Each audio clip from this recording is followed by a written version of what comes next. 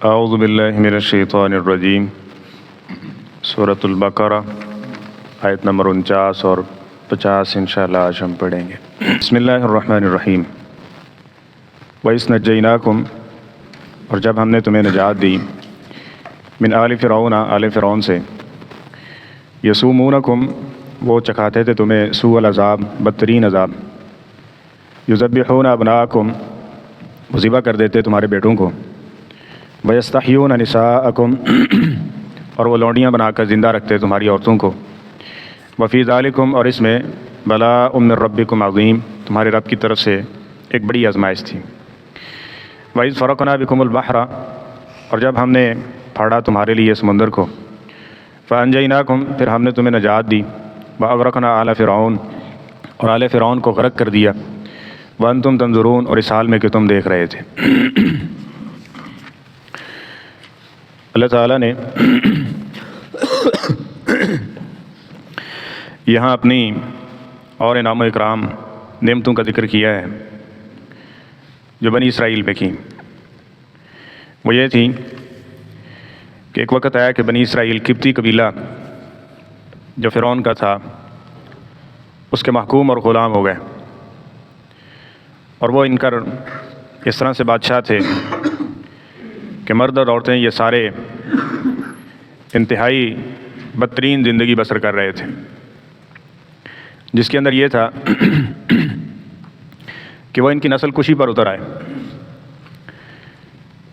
تبری کے اندر صحیح سند سے سیدنا عبداللہ بن عباس رضی اللہ تعالیٰ عنہما، جو ایک عظیم مفسر ہیں جن کو نبی کریم صلی اللہ علیہ وسلم نے دعا دی تھی کہ اللہم علمہ التاویل، اللہ اس کو تعبیر و تفسیر سکھا دے، اور یہ پائے کے اور چوٹی کے محدث اور مفسر تھے کہ جناب عمر رضی اللہ تعالیٰ عنہ بھی جب کہیں کو مسئلہ بنتا تو یہ نوجوان 18-20 سال کی عمر کے تھے، اور وہ 55-60 سال کی عمر کے، وہ ان سے مسئلہ پوچھ رہے ہوتے تھے۔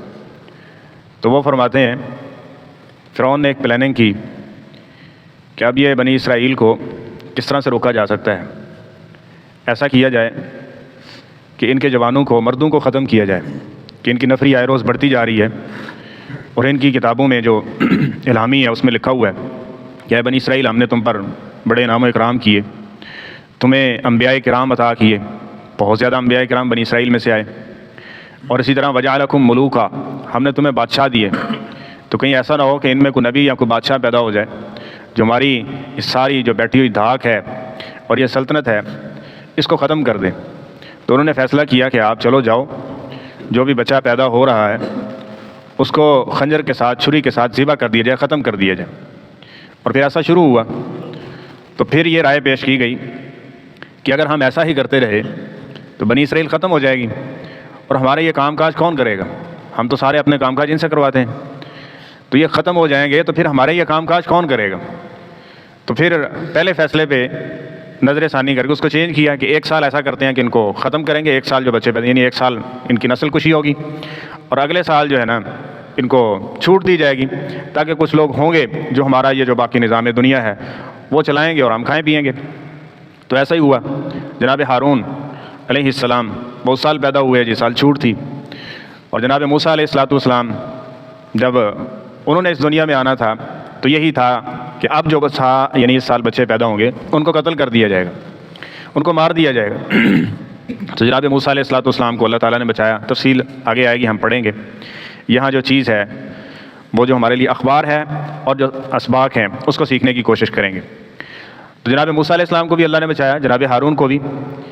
تو اس بات کو ذہن میں رکھیں، جو اللہ تعالیٰ فیصلہ کرنا چاہتا نہ ہوتا وہی ہے۔ انہوں نے اسی خوف سے یہ سارا کچھ کیا کہ کوئی نبی پیدا ہو سکتا ہے، کوئی بادشاہ پیدا ہو سکتا ہے جو ہماری سلطنت کا بیڑا الٹا سکتا ہے۔ تو انہوں نے یہ تدبیریں کی، وَمَكَرُوا وَمَكَرَ اللَّهُ وَاللَّهُ خَيْرُ الْمَاكِرِينَ۔ زمین والے بھی تدبیریں کرتے ہیں، لیکن اللہ کی تدبیر ہوتی بھی وہی ہے اور بہترین بھی وہی ہے۔ تو ہمیں بھی یہ تسلیم کرنا چاہیے، اللہ کے سپرد کرنا، توکل کرنا، صرف یہ نہیں کہ جو جہاں بس نہیں چلتا وہ اللہ کے توکل کر دیا۔ ہمیشہ ہر معاملے میں کیا کریں؟ اللہ کے اوپر بھروسہ اور توکل، اور وہ بہترین تدبیر کرتا ہے۔ اور اسی طرح اس میں تنبیہ بھی ہے، بری تدبیر کرنے سے پہلے یہ سوچیں کہ کہیں اللہ کی پکڑ آ گئی تو جو کیا وہ تو جائے گا ہی جائے گا، اور ساتھ میں بدبختوں کے اندر شامل ہو جائیں گے. تو بری تدبیر سے بھی یہ انسان کو بچاتا ہے. تو اسی طرح فرمایا کہ اے بنی اسرائیل، ہم نے تمہیں کیا کیا؟ تمہیں نجات دی آل فرعون سے. وہ کیا کرتے تھے؟ تمہیں اولاد کے ساتھ دکھ دیتے تھے. اولاد کا دکھ یہ کتنا بڑا ہے، اولاد کا دکھ یہ کتنا بڑا ہے. انبیاء کرام اس کے لیے دعائیں کرتے رہے. یہ ایک سیاہ بالوں کو بوڑھا کر دیتی، یہ حشاش بشاش اور صحت مند آدمی کو بیماریوں کے اندر اور ہسپتالوں اور عدالتوں اور کچہریوں جگہ جا چھوڑتی ہیں یہ چیزیں. تو اولاد کے دکھ سے پناہ مانگنا اس سے بھی سکھایا گیا ہے. اور اس کے لیے بنیادی چیز کیا ہے کہ جب ہماری شروع سے یہ پلاننگ ہوگی، جس طرح ابراہیم علیہ السلام کی دعا ہے، یہ ہر اس بندے کو جو 15 سال کا ہو چکا ہے اور پھر بالالتزام اس بندے کے لیے جس کا نکاح ہو چکا ہے اور اس کی شادی ہو چکی ہے اور اس کو اللہ تعالیٰ نے اولاد دے رکھی ہے، اور پھر اگر ایک اور دعا جو صاحب اولاد ہونے کے بعد یا 40 سال ہونے کے بعد اس کے اوپر فرض عین ہے جو ہمیں آتی بھی نہیں ہے. وہ دعا کیا ہے؟ ربنا هب لنا من ازواجنا وذرياتنا قرة اعین وجعلنا للمتقین اماما. یہ شروع سے پلاننگ چل رہی ہے کہ اللہ بیوی دینا وہ جو ہماری آنکھوں کی ٹھنڈک ہو، مصیبت نہ بنے میرے لیے، میرے خاندان کے لیے، میرے بچوں کے لیے فتنہ نہ ہو. یہ پہلے کی پلاننگ چل رہی ہے. اس کے بعد کیا ہے؟ مجھے اولاد دینا جو میری آنکھوں کی کیا بن جائے؟ ٹھنڈک بن جائے. وجعلنا للمتقین اماما. پھر یہ ایسا خاندان بنے گا کہ خاندان میں بھی لوگ اس کی مثال دیں گے اور وہ اپنے محلے علاقے اور اپنی قوم کے اندر متقین کا امام ہوگا. ہم کیا کہتے ہیں؟ سارا کچھ غلط کر کے پھر کہتے ہیں اللہ متقین کا امام بنا دے. تو ایسے ہونے والا نہیں ہے. تو شروع سے اولاد کے فتنوں سے، ان چیزوں سے بچنا چاہتے ہیں تو قرآن ہماری رہنمائی کر رہا ہے. شروع سے یہ پلاننگ ہو اور یہ دعا ہو، اور پھر اولاد ہو جائے کسی بندے کی اور وہ شخص یہ دعا نہیں پڑھتا تو سمجھ لیجیے اور جان لیجیے بہت بڑا محروم اور بہت بڑا بدنصیب شخص ہے کہ جس کی زبان پہ ابھی یہ تک یہ چیزیں نہیں آئی. اب یہ کتنا اس کو ٹھیک کر لے گا. اور اس کے بعد دوسری چیز کہ اولاد کے دکھ اور ان چیزوں سے بچنے کے لیے، یہ صرف دنیاوی دکھ بھی نہیں ہے، تو آگے بہت بڑا معاملہ شروع ہونے والا، بڑا جہان آگے پڑا ہوا ہے. تو اس سے بچنے کے لیے یہ بات یاد رکھیں، اپنے بچے کی تربیت، بلکہ اس دنیا سے آنے سے بچوں کی بنیاد بیوی ہے نا، اس کے انتخاب کے اندر دین موجود ہے. اگر وہاں آپ دین کو نہیں رکھیں گے، بچے آگے اور ان کی تربیت میں آپ دین نہیں رکھیں گے، دعائیں کر رہے ہیں ان کے لیے اور ان میں دین ان کے لیے نہیں مانگیں گے، تو یہ یاد رکھیں یہی بچے ہو سکتا ہے جہنم میں جانے کا سبب بن جائے. یہی بچے ہو سکتا ہے بڑھاپے کے اندر ذلت و خواری کا سبب بن جائے. آج یہی وجہ ہے کہ ہم ان سارے معاملات میں ساری پلاننگ کرتے ہیں. حسب و نسب بھی ہونا چاہیے، اپنی قوم برادری بھی ہونی چاہیے، اسٹینڈرڈ بھی ہونا چاہیے، ٹھیک ہے. اور اس کے ساتھ جو ہے اولاد کو ہم نے فلاں یونیورسٹی، فلاں کالج، فلاں تعلیم، فلاں بنانا ہے، یہ سارے ہم نے اپنے سامنے ماڈل سیٹ کیے ہوئے ہیں. لیکن افسوس کی بات یہ ہے اور بدنصیبی اور محرومی کی بات یہ ہے کہ بیوی کے انتخاب سے لے کے بچے کو جو اس کے لیے ایک اسٹینڈرڈ طے کیا ہے، اس کے اندر کسی بھی جگہ پہ اسلام نام کی چیز موجود نہیں ہے کہ ہم بیوی اس کا انتخاب کریں گے جس کے ساتھ اسلام بھی ہو. بچوں کو ہم لے کے جائیں گے، اس کو انجینئر بنائیں گے، یہ ڈاکٹر بنے گا، یہ بادشاہ بنے گا، یہ وزیر مشیر، کہیں تک بھی پہنچے گا تو ساتھ میں یہ مسلمان بھی ہوگا، یہ مومن بھی ہوگا، یہ متقی بھی ہوگا، یہ پرہیزگار بھی ہوگا. اسلام ان چیزوں سے نہیں روکتا، ان دقیانوسی ان چیزوں سے نہیں روکتا. چلیں آپ کاروبار کریں، آپ یہ سارا کچھ کریں، لیکن اس کے ساتھ ساتھ اس کے دین کے لیے دعا کریں. یہ والدین کے لیے ذمہ داری ہے. جب وہ ان چیزوں سے آغاز کریں گے پھر ان کی تربیت کریں گے، ان کو اس طرف لے کے آئیں گے، تو پھر یہ ایک ہوگا کہ وجعلنا للمتقین اماما، اور انسان اولاد کے فتنوں سے جو ہے وہ محروم جو ہے وہ بچ جائے گا، اس دنیا کے اعتبار سے بھی اور آخرت کے اعتبار سے بھی. یہ دیکھیں تو اللہ تعالیٰ نے فرمایا کہ ہم نے تمہیں، یہ اولاد کا ایک دکھ تھا ان کے سامنے، یہ بچے قتل ہو رہے تھے. اب ایک آدمی کا بچہ نافرمان ہے، ایک یہ ہے کہ مارا جاتا ہے، اب وہ اس دکھ میں جیے گا کہ میرا بچہ کیا ہو گیا؟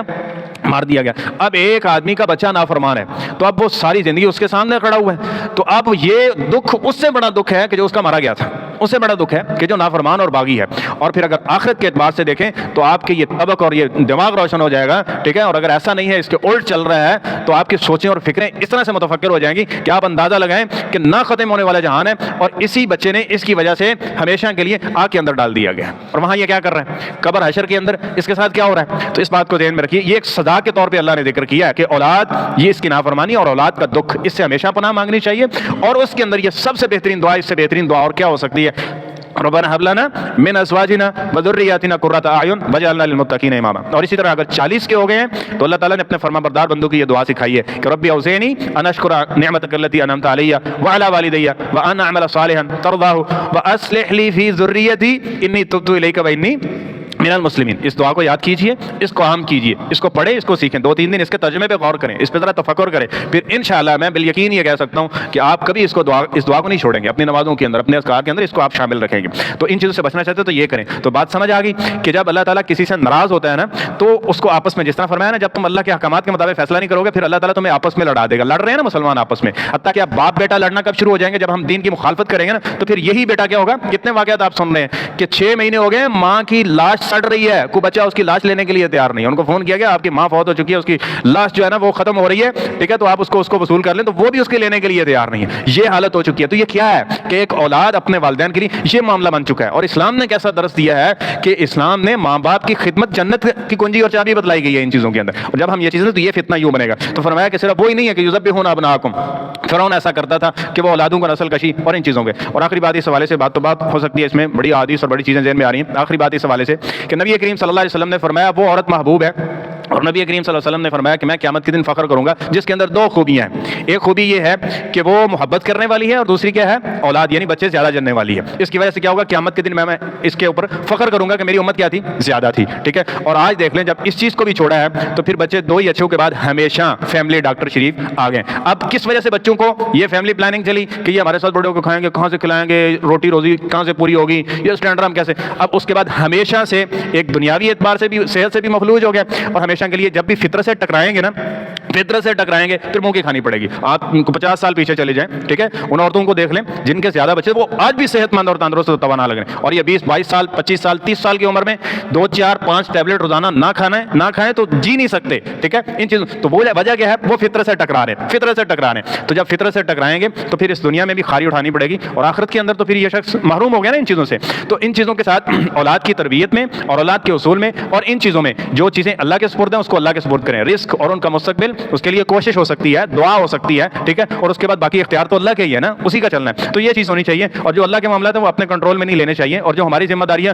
اس کو معاشرے پہ یا کھاتے پہ نہیں چھوڑ دینا چاہیے کہ خود ایسا کر لیں گے. جو ہماری ذمہ داری ہے اس کو پورا کریں, جہاں بھروسہ کرنا اللہ کے اوپر وہاں اللہ تعالیٰ کی ذات پر بھروسہ کیجیے. تو فرمایا کہ وہ کیا, یذبحون ابناءکم, تمہاری اولاد کو قتل کرتے ہیں, ویستحیون نساءکم, تمہاری عورتوں کو کیا کرتے ہیں, زندہ رکھتے, اس لیے کہ خادم, غلام, لونڈیاں, کام کاج کے لیے, ٹھیک ہے, اور اس طرح باقی یہ جو ہے وہ عورتوں کو اس طرح ذلت و خواری میں رکھا کرتے ہیں. تو اللہ فرماتے ہیں وفی ذالکم بلاء من ربکم عظیم, اس میں تمہارے رب کی طرف سے ایک تمہارے اوپر کیا تھی, ایک بہت بڑی آزمائش تھی, بہت بڑی, یعنی ایک اعمال کی سزا بھی تھی, آزمائش بھی تھی کچھ لوگوں کے لیے. ٹھیک ہے, تو ان چیزوں کے اندر یہ چیزیں. اور اسی طرح عورت کو ایک بہترین عورت کے طور پر بھی ذکر کیا گیا کہ وہ بہترین عورت کون ہے, بہترین عورت کہ جو اپنے خامد کے لیے, اپنے بچوں کے لیے, ٹھیک ہے, اپنے رب کے لیے, ان تین چیزوں کو زیادہ اس پہ فوکس کرتی ہے, اس کو دیکھتی ہے, اس کو سیٹ کرتی ہے. تو وہ دنیا کے اعتبار سے بھی بہترین عورت ہے, اور آخرت کے اعتبار سے بھی وہ کیا ہے, وہ بہترین ہے. اور جب یہ فتنے آ جائیں گے, اور اہل کفار نے دیکھیں آج انہی چیزوں کے اوپر اولاد کو اور نوجوانوں کو خصوصاً نسل کشی کے اوپر لگا دیا, وہی جو اہل کتاب ہے ان کو دیکھ لیں گے جو انہوں نے ظلم سہے کپتیوں سے, وہی کپتیوں والا رنگ ان کے اوپر چڑھ گیا. آج نسل کشی کے اوپر غزہ میں دیکھ لیں, دیگر چیزوں میں دیکھ لیں, یہ مسلمانوں کی نسل کشی اور پھر اپنی نسل بڑھانے کے اوپر ان چیزوں کا فقدان آ گیا. یہ چیزیں اب صاف سی بات ہے, جب فطرت سے ٹکرائیں گے تو پھر اوکھا تو ہونا پڑے گا. تو جب یہ ہوا تو پھر دوبارہ اسی کی طرف آ رہے ہیں. تو پھر لیکن مسلمانوں کو دوسری طرف گائیڈ کر رہے ہیں, اور وہ فقر کا اور جناب ان چیزوں کا جو فحاشی, اور یعنی ان چیزوں کا جو وہی جو شیطان کے کارنامے ہیں کہ فقر سے وہ ڈراتا ہے, بے حیائی کے کاموں پہ اوپر لگاتا ہے. اور جب یہ مل گیا, اب یہ دیکھیں ایلیٹ کلاس کے لوگ زیادہ تر نشے کی لت میں یا بے حیائی فحاشی, اس سے بھی کیا ہے ساری اولاد اور پورے خاندان اور پورے حسب و نسب کا بیڑا غرق ہو جاتا ہے. تو ان چیزوں پہ خصوصی فوکس کرنا چاہیے, اور اس کے لیے بنیاد آغاز یہی دعا ہے. اس دعا یہ آپ کی سوچ اور فکر بدلے گی, ٹھیک ہے, اور اس کے ساتھ پھر جب یہ دعا پڑھتے جائیں گے آپ تربیت کے معاملے میں مرحلے میں داخل ہوں گے, اور یہ مزید بہتری کی طرف جائے گا. اس طرح اللہ تعالیٰ نے ایک اور بات ذکر کی, وَإِذْ فَرَقْنَا بِكُمُ الْبَحْرَ, ایک اور نعمت یہ ہے کہ ہم نے کیا کیا, تمہیں سمندر پھاڑ کے نجات دے دی. وَأَغْرَقْنَا آلَ فِرْعَوْنَ, اور اسی کے اندر فرعون کو غرق کر دیا. نبی کریم صلی اللہ علیہ وسلم مدینے میں آئے, یہودیوں کو دیکھا کہ یہ روزہ رکھ رہے ہیں 10 محرم کا, اور 10 محرم والے دن اللہ تعالیٰ نے موسیٰ علیہ السلام کو نجات دی. تو موسیٰ علیہ السلام نے بطور تشکر وہاں روزہ رکھا. تو فرمایا موسیٰ علیہ السلام میرے بھائی ہیں, تو میں بھی زیادہ حق رکھتا ہوں کہ ہم بھی روزہ رکھیں. آپ نے جو ہے وہ 10 محرم کا روزہ رکھنا شروع کیا, اور جب روزے فرض نہیں تھے تو یہ فرض تھا. اور اس کے بعد آخری سال نبی کریم صلی اللہ علیہ وسلم نے فرمایا اگر میں زندہ رہا اگلے سال تو اگلے سال 9 کا بھی روزہ رکھوں گا. تو یہاں ہمارے لیے جو پوائنٹ ہے مختصر اس کو یوں کرتے ہیں کہ جب خوشی ملے نا تو یہ کردار ہونا چاہیے انبیاء والا, کہ خوشی ملے تو اللہ کی اطاعت و فرما برداری کرنی. جس طرح نبی علیہ السلام پیدا ہوئے, آپ علیہ السلام نے میں ہر سوموار کا روزہ کیوں رکھتا ہوں, اس لیے کہ میں اسی دن پیدا ہوا, اللہ تعالیٰ نے مجھے نبوت دی اس میں. تو جب خوشی ملے نا تو خوشی کے موقع پہ اللہ کی اطاعت و فرما برداری کرتے ہیں. یہاں کیا کرتے ہیں, خوشی مل رہی ہے, حق مہر 5000, ٹھیک ہے, اور وہ جو ڈانس پارٹی سکھائی ہوئی ہے لائی ہوئی ہے اس کو 5 لاکھ دے دیا اس کو. اور پھر جب خوشی کے موقع پہ یہ بغاوتیں اور یہ نافرمانیاں ہو رہی ہوگی, پھر ساری زندگی قحط ہی پڑھنا اس کے اوپر, لانتیں پڑھنی ہے اس کے اوپر, اللہ کا غیظ و غضب بھی نازل نہیں ہونا. تو اور کیا ہونا ہے, خوشی کے موقع پہ اور زیادہ اللہ تعالیٰ کو راضی کرنا چاہیے, نہ کہ یہ کہ خوشی کے موقع پر کہتے ہیں یہ خوشی کا موقع ہے جی, اور منڈے کھنڈے نے یہ کر رہے ہیں تو بھائی وہ جہنم میں گر رہے ہیں, آگ میں گر رہے ہیں, اپنا مستقبل برباد کر رہے ہیں, بچا لو ان کو. جس طرح آگ میں ظاہری گرنے سے ان کو بچاتے ہیں نا، تو ان کا مستقبل اور اللہ سے محروم ہونا اور جنت سے محروم ہونا اور دوزخ کی طرف جانا، اس سے بھی ان کو بچائیں۔ اور خوشی کے اوپر ایک مومن کا کردار کیا ہوتا ہے؟ وہ یہ ہوتا ہے جو جناب موسیٰ علیہ السلام نے ادا کیا اور بنی اسرائیل کو حکم دیا، اور ہمارے نبی کے کریم صلی اللہ علیہ وسلم نے ہماری رہنمائی فرمائی۔ تو یہ ہونا چاہیے، نہ کہ اس موقع پہ خاص طور پہ اس کی نافرمانی اور بغاوت کرنا، وگرنہ اللہ تعالیٰ کی عذاب اور سزائیں جس طرح ایک بنی اسرائیل نے بھگتی ہیں، یہ ہمارے لیے ایک الٹیمیٹم ہے۔ اگر ایسا نہیں ہوگا تو ایسا ہو سکتا ہے۔ اللہ تعالیٰ ہمیں ان ساری چیزوں سے محفوظ فرمائے، اور جو عملی چیزیں ہیں جو کرنی چاہیے ہمیں، اللہ ہمارے لیے آسان فرمائے اور توفیق عطا فرمائے۔